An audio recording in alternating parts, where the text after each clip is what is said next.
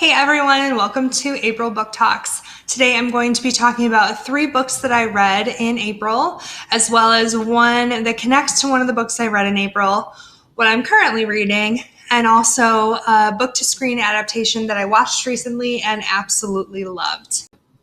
The first book that I finished in the month of April is When We Were Vikings by Andrew David MacDonald. I did mention this in my March book talks because I was currently reading it at that time that I made that video.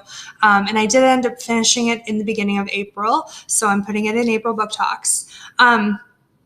This book tells the story of Zelda, who is on the autism spectrum. It doesn't ever specify what her specific disability is, but it's about her and her brother, Gert, and they live together in an apartment in the city. And Gert goes to school, he's in college, and Zelda kind of goes about her day doing whatever she wants to do. She's a part of a community. She goes to the library. She rides the bus. She has this relatively independent lifestyle. But over the course of the book, she decides that she wants to kind of live her legend. She's obsessed with Viking culture, so that's where all of the Viking references come from, and even in the title as well. But so she decides that if she's going to be a true Viking, she needs to do specific things to live out her legend. Like she wants to get a sword, and she wants to have a lady love, and or no, she calls it a fair maiden. And she decides that her boyfriend Mark C is her fair maiden, which he doesn't seem to mind being called her fair maiden. Zelda also writes to this author who writes about Viking culture through his website portal, and he never responds to her until later in the book. But she just is very interesting in her love of Viking culture and how she aspires to be a Viking herself. Her and her life with Gert is complicated. Gert is supporting himself and Zelda as 20-somethings living on their own without any familial support. So he turns to some shady avenues to get income and to be able to get food and pay their rent and things like that. And Zelda starts to realize what's going on. And she kind of becomes roped into this subculture that Gert is involved with, and it starts to become very problematic for not only Gert, but for Zelda too. And she decides that she's going to intervene in some cases, which actually makes things worse for Gert, but overall, in the long run, provides an opportunity for him to reflect and think about what he really wants out of life and the things that he needs to do to get back on the right path. Also, over the course of the book, Zelda does gain much more independence. She gets a job at the library, and she learns how to be responsible and to work a steady shift. But it also provides some challenges for her in terms of getting around on her own and just kind of having her own money and so on and so forth. So yeah, it's a really interesting book. I liked Zelda a lot. I feel like over the course of the whole text, I grew to love her as a character. And when she sort of realizes her identity, it's a really beautiful moment, and she gains a strength that you hope for, you root for her throughout the entire book. There's also another character she's referenced as AK-47. I think her name is Annie, but she's Gert's ex-girlfriend, and Zelda has really taken a liking to her. So when she and Gert break up, it's hard for Zelda, and she and AK-47 still carry on a relationship and a friendship. And when things really do start to get rocky for Zelda, AK-47 or Annie is the one to really step in and support Zelda in the way that she needs. So a lot of interesting characters in this book. Trust is something that's explored deeply in this text, when it comes to people with disabilities and other people sort of taking advantage of that. And it gets kind of ugly at times, but it doesn't shy away from discussing things that do go on in our world where people do take advantage of those who don't have a complete understanding of their reality or understand things differently than others. So I liked this book a lot. It was very unique, not something I'm used to reading. I liked the topics that it explored, and I think that the author did a really nice job of telling Zelda's tale, the legend of Zelda. The second book that I read in the month of April is Little Women by Louisa May Alcott. This book has been recommended to me over the years a number of times, but I just never read it because when I actually did start getting back into reading, I wanted to read pieces that were coming out like now, and I didn't want to dip into older pieces of literature, which probably sounds strange coming from an English teacher, but I don't know. I just wanted to read pieces that were current. So I never picked this up. But over Christmas break this year, my mom and I went to see the newest adaptation of Little Women done by Greta Gerwig. And wow, like that film was so good and I absolutely adored it. And I knew that I had to read the book. And then after that, a booktuber that I follow, her name is Gabby Gibson. She did a reading vlog of her time reading Little Women, and that also just kind of pushed me over the edge and made me want to read the book. And I am so glad I did. And particularly, I'm grateful that I read this during quarantine because the characters in this book, and you can pause to read the description if you want, but the characters in this book are forced to be inventive in the ways that they entertain themselves. The daughters, they knit and they write stories and they put on plays for one another and the members in their small little town.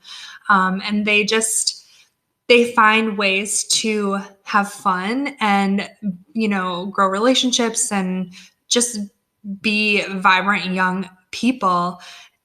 And that was refreshing to read about as we are stuck at home and like trying to entertain ourselves and our children and reinvent our new normal.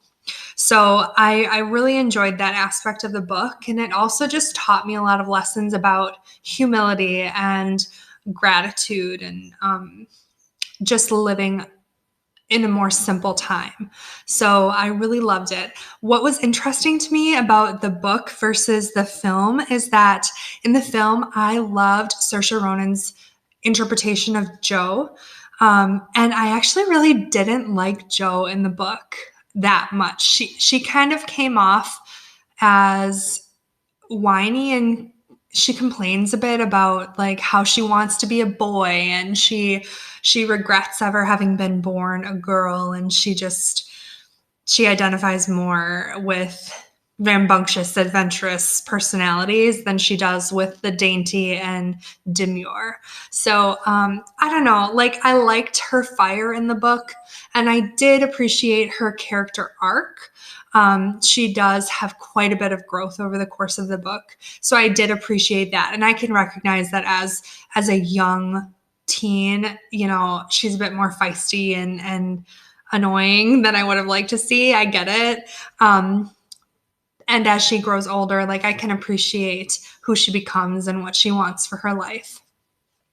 That being said, I really loved the other characters in this book even more than Jo. Like I loved reading Amy's story and I loved reading Meg's story and Beth. Wow. Like Beth's whole narrative just like is heartbreaking, and watching her kind of come to grips with what's to come for her in her near future. And I don't want to give too many things away if you are intending to read the book. I know the student book club for Arrowhead is reading Little Women for April and May. So I'm not going to get too crazy with my spoilery kinds of things. But her story was really lovely and heartbreaking. And I thought that Louisa May Alcott handled it with grace and respect. So The other thing that I loved that Louisa May Alcott did was she handled a lot of universal themes with marriage and mother-daughter relationships and father-daughter relationships and friend relationships, just all of these things that like you could point to any one of your friendships or relationships in your own life and identify some commonality with something in this book. So it felt like it was written like leagues ahead of its time. And maybe that's just a testament to how we are as humans and like the things that we experience regardless of our time period. So I really love this book. It's definitely going to go on my favorites shelf. And there's a little spot in this beautiful Penguin or Puffin and Bloom edition that says like this book belongs to. And I'm totally going to put my daughter's name in here and like dedicate this for her, and hope that she reads it later in her life. So lovely. I adored it. It took me forever because I don't know if you know this, but this book she's a big one. But totally worth it. So if you're interested, if you're like contemplating whether or not to check out Little Women, do, because you will not be disappointed. Okay, so it took me a really long time to read Little Women, and I think that's because teaching during quarantine has been interesting and kind of has taken the wind out of my sails, especially when we found out that we weren't going to be coming back at all this school year. So my reading for fun has kind of taken a hit this month. And I'm sure other people can relate to that feeling as well. But anyway, it took me longer than I wanted to finish Little Women. And when I did finish, I wanted something to look forward to, because I think we all need a little something to look forward to right now. So anyway, in July, I'm hoping to take a trip to Oregon, to Portland, to visit some very dear friends of mine. And so I wanted to read something that was set in that area to kind of give me something to look forward to and also to learn more about that region. I've been to the Pacific Northwest a number of times, mainly to Seattle and kind of the Olympic region. But I've only been to Oregon once, and it was to Eugene. So this time I'm going to Portland, to the city of Portland, and staying with a few friends there. So I wanted to read something that was kind of like in that area. So I chose Mink River by Brian Doyle. This is kind of hard to see, Mink River. This book takes place where the Mink River meets the Pacific Ocean, and it's this small fishing town with not many people living there, and it's sort of behind when it comes to technology, and they live a quiet, simple life. And because the population is so small, this book revolves around the residents, but it focuses on two people, Worried Man and Cedar, these two older gentlemen who make up the entire Department of Public Works. And they kind of take it upon themselves to document not only the oral histories of the people who live there, but also the natural history and goings on of this place. So they'll go and they'll like set up their recording equipment next to the river and like record the sounds of the birds chirping, and I don't know, they find all of these interesting ways to document life in this tiny little town. It's really interesting to see how this author weaves together all of these narratives. The first third to half of the book was really slow for me, just because you're getting a lot of backstory and you're getting to know all of these characters.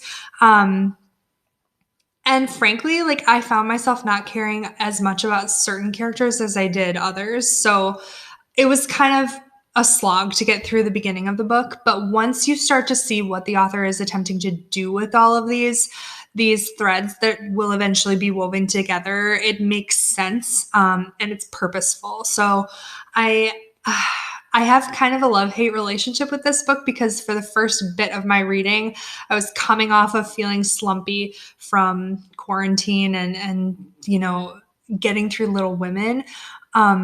And so I needed something to like grab me, and it just wasn't doing that at first.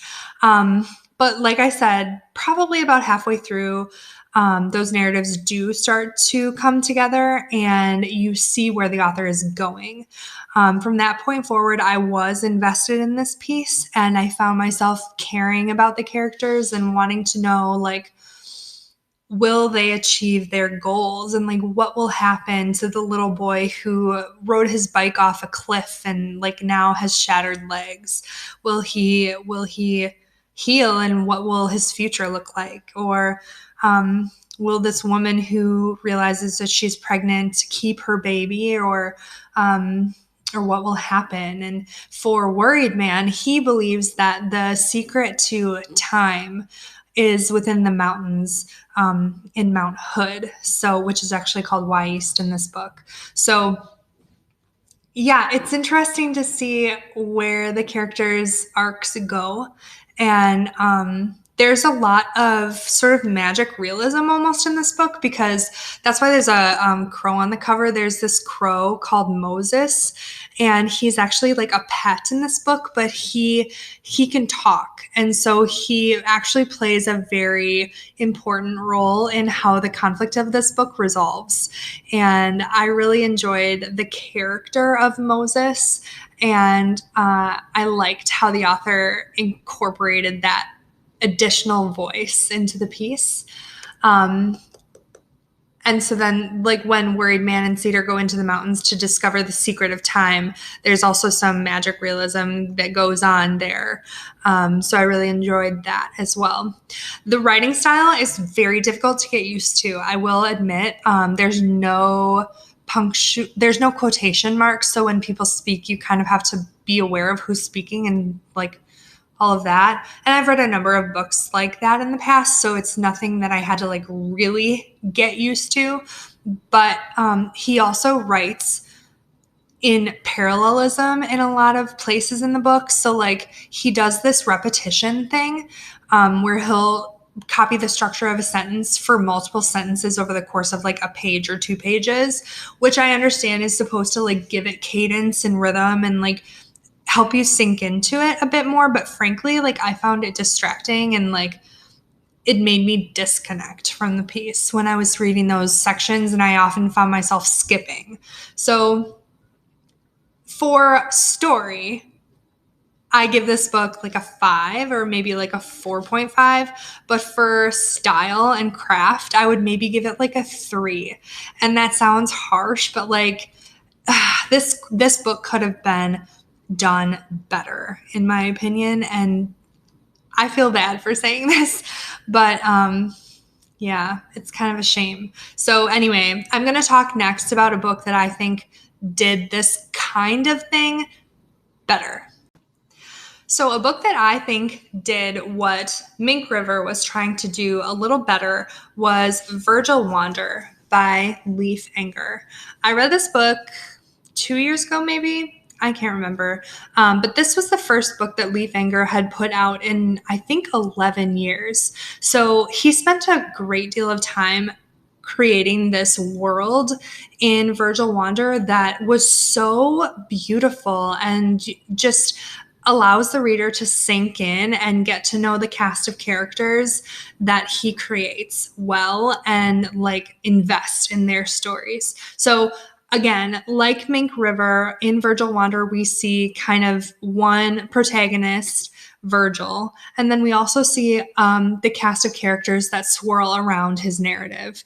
And not only did I find myself enjoying the cast of characters in this book more than Mink River, but the storyline was just articulated better, and it swept me along in a more organic way that made me feel things and made me want to keep going. And I just liked this a whole lot better than Mink River. Virgil Wander is this man who's living in this small town, and he owns a movie theater, like a really old vintagey kind of movie theater. And he has this accident where he crashes his car and then he has to relearn how to speak and walk and do all this stuff over again. And so he's got his own challenges, but so do the rest of the people in the town.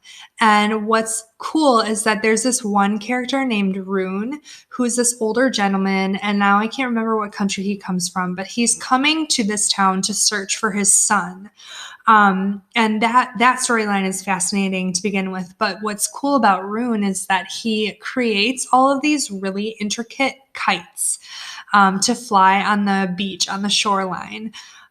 He makes like a dog and a bicycle out of really light wood. It's maybe balsa wood or something, but he makes all these kites that draw the people from the town like out to the beach to watch these kites fly. This super simplistic pastime that, you know, everyone's flown a kite in their life, but who's done so recently, you know? So it appeals to the child in all of us. And it also like endears you to Rune because he's just this like lovely, kind-hearted man who is struggling to master the English language, and he's like struggling to find his son and like learn about his son's past. And then you also have other characters as well. Like there's this boy, I think his name is Galen, and he loses his father, I think. It's been a few years since I read this. But he really wrestles with that. And what's cool about that is that like there's also some magic realism in this book. There's this moment where Galen is like fishing in the middle of the night, and he's trying to hook this fish that he believes is like the monster fish in the town. And he's doing so with like a really, really rudimentary rig. And so it's unlikely that he will catch this monster fish. And I'll let you kind of read if you are interested, but that scene toward the end of the book is really filled with energy, and you're on the edge of your seat trying to figure out what's going to happen. And then alongside that, simultaneously, what's happening while Galen is like reeling in this giant fish is that there's an explosive event in the town that's happening as well. So I'm probably not explaining this all that well, but just know that if you are interested in reading something with a number of characters in a small town that has some pieces of magic realism in it with like really beautifully written characters, I would suggest Virgil Wander. Lee Finger is an excellent writer. And I really, really enjoyed this. And this is one that I totally want to reread someday in my life when I feel like rereading something. I'm not really a rereader, but if I were to reread a book, this would be one of them that I would definitely consider because it's just really beautiful. One thing that I love about this book, and I talk about this when I talk about this book in my classes, is, and I'm going to try this, but on the cover is this no U-turn sign next to Virgil Wander's movie theater. And oh my gosh, I just love that the creator of this book cover put that in there because there's all these like nods to the idea that you can't go back. You can't go back to what once was, and there's no point in trying to live in the past. Like you can have reverence for the past and look back on memories fondly, but you have to keep moving forward. And that's Virgil's battle in this book is to reinvent and rediscover who he is after his accident. So anyway, I can't speak highly enough about this book. And now that I've said all this, I feel like I want to reread it right now. So Virgil Wander. The book that I'm currently reading is called Bunny by Mona Awad. This book I found out about from one of the booktubers that I follow, again, Gabby Gibson. She and another one of the booktubers I follow, Kayla from Books and Lala, both read this book and like had really interesting things to say about it. Like they didn't know how to review it because they said it was just so strange. And I really, really enjoy out there books and stuff that kind of pushes the boundary. So like they didn't have to say much more than that, and I was hooked. So I actually got this book from curbside pickup. I've been being really good about staying in my house and not really going out, but after finishing Mink River, the wait time on Amazon is like, gosh, it's like a month. So I had to have a different way of getting this book. So I went to my favorite indie bookstore that's nearby and picked this one up. That being said, I am only like 35 pages into it. You can hold to read the description. The description also pulled me in and made me want to read something like this. It reminds me a little bit of If We Were Villains by ML Rio, in the sense that it's kind of about this like group of MFA students and kind of the weird and strange things that happen while they're in their program. So I can't wait to read more of this and see what all the buzz is about. And I will keep you posted on this in my May book talks, because yes, I will be doing May book talks because we are in virtual learning time until forever. So anyway. Lastly, today I want to talk about a series that I recently finished up on Hulu, and that is Little Fires Everywhere. I have the pleasure to teach modern literature at my high school, and one of the books I get to teach is Little Fires Everywhere by Celeste Ng. We brought this book into the curriculum this year, so it's brand new, and it has been such a cool experience teaching this book with teenagers. I also had the pleasure of meeting Celeste Ng last year. I think it was in November. My coworker and I went to see her speak in Milwaukee.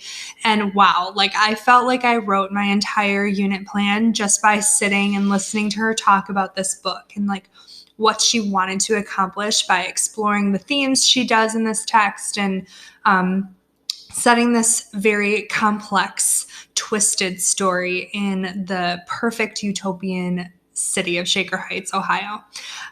So this book is so much fun to teach. I really, really love it. It explores lots of different dynamics between mothers and daughters and women. And also some of those male characters have very complex and strange relationships as well. So this book is it's really, really deep and just twisty. And I just really appreciate what Celeste Ng does with this story. So that being said, I thought that the Hulu adaptation series, oh my gosh, it brought so much more to my understanding of the characters and what Celeste Ng was hoping to accomplish with all of the events in this book. It also explores an additional layer of race, which was left ambiguous in this text. And when my friend and I went to hear Celeste Ng speak about this book, she talked about intentionally leaving Mia's race ambiguous, so the reader kind of wonders about that. But in the series, Mia and her daughter Pearl are Black, and wow, like that added so much drama and suspense and tension to the series, because the other family, the Richardsons, are white and very much like what you would expect from an upper middle class white family in a suburb of Ohio. So anyway, wow, I loved the interpretations of Mia and Elena Richardson and all of the little like subplots that are going on in the series are so well developed, and I just really loved it. And Izzy's character is totally my favorite, just as it was in the book. But anyway, if you have read this book, you have to go on Hulu and watch the series because it's so wonderful. And if you haven't read the book, just read the book because it's also like incredible and ballsy and forward thinking. And I just really loved it. Oh, and it's set in the 90s. So if you're like me and you were kind of like, a kid or teen in the 90s, this is right up your alley. I loved all of the music references in the book and also in the show. Oh my gosh, some of these artists who did like covers of songs that we all know and love from the 90s, like Uninvited and I don't know. There are others. I can't think of it right now. I just finished the series last night. I'm like still wired about it. But the music is so good in the series. And what's also cool is that Celeste Ng on her Spotify created a playlist for this book. And so that was really fun. When I was teaching this book, I actually did a project where the kids had to do a transmogrification project where they're like taking a subject and then like affecting it with different things to show like the growth or arc of a character over the course of the book. Those projects turned out so cool. And I'm really glad I kind of like took the risk to do that because it took a lot of the control away from me as a teacher. And like it kind of makes my skin crawl. But I'm really glad I did it. And the projects turned out really cool. My point was that while the kids were working on the project in class, I like had the playlist going. So they were like really like digging into that time period of the 90s. And it's funny because a lot of the fashion from the 90s is coming back right now, like the crop tops and the high-waisted pants and the scrunchies, like all of these trends are coming back in my students, and it's just like the weirdest thing. So anyway, I love teaching this book. I was so excited when it became a Hulu limited series, and I just finished watching it last night with my husband and was so, so impressed. So if you haven't seen it yet, go take a watch. And if you haven't read this book, go ahead and read it. It's very good. So that's it for this month's book talks. I hope you got some great recommendations, and I will see you in May.